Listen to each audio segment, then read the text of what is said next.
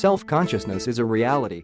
When any animal becomes self-conscious, it becomes a primitive human being. Such an attainment results from a coordination of function between impersonal energy and spirit-conceiving mind, and it is this phenomenon which warrants the bestowal of an absolute focal point for the human personality, the spirit of the Father in heaven. Ideas are not simply a record of sensations.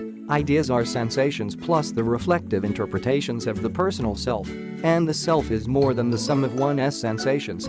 There begins to be something of an approach to unity in an evolving selfhood, and that unity is derived from the indwelling presence of a part of absolute unity which spiritually activates such a self-conscious animal origin mind. No mere animal could possess a time self-consciousness. Animals possess a physiological coordination of associated sensation recognition and memory thereof, but none experience a meaningful recognition of sensation or exhibit a purposeful association of these combined physical experiences such as is manifested in the conclusions of intelligent and reflective human interpretations. And this fact of self-conscious existence, associated with the reality of their subsequent spiritual experience, constitutes the human being a potential child of the universe and foreshadows our eventual attainment of the supreme, time and space, unity of the universe. Neither is the human self merely the sum of the successive states of consciousness. Without the effective functioning of a consciousness sorter and associator, there would not exist sufficient unity to warrant the designation of a selfhood. Such an ununified mind could hardly attain conscious levels of human status. If the associations of consciousness were just an accident, the minds of all human beings would then exhibit the uncontrolled and random associations of certain phases of mental madness.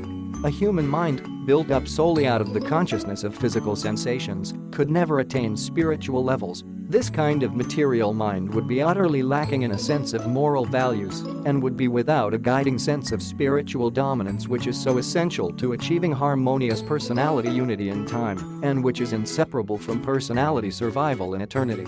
The human mind early begins to manifest qualities which are supermaterial. The truly reflective human intellect is not altogether bound by the limits of time.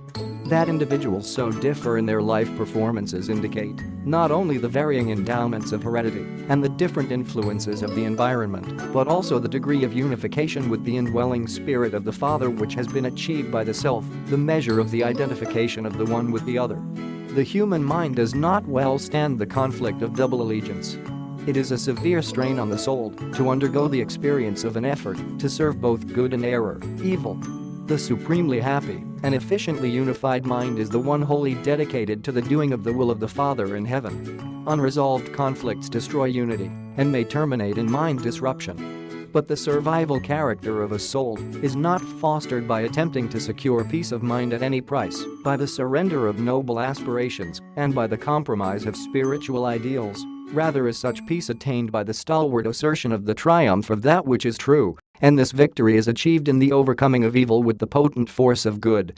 Once you become self-conscious of the assurance of the divine presence of the indwelling spirit, such a faith will expand your mind, ennoble your soul, reinforce your personality, augment your happiness, deepen your spirit perception, and enhance your power to love and be loved.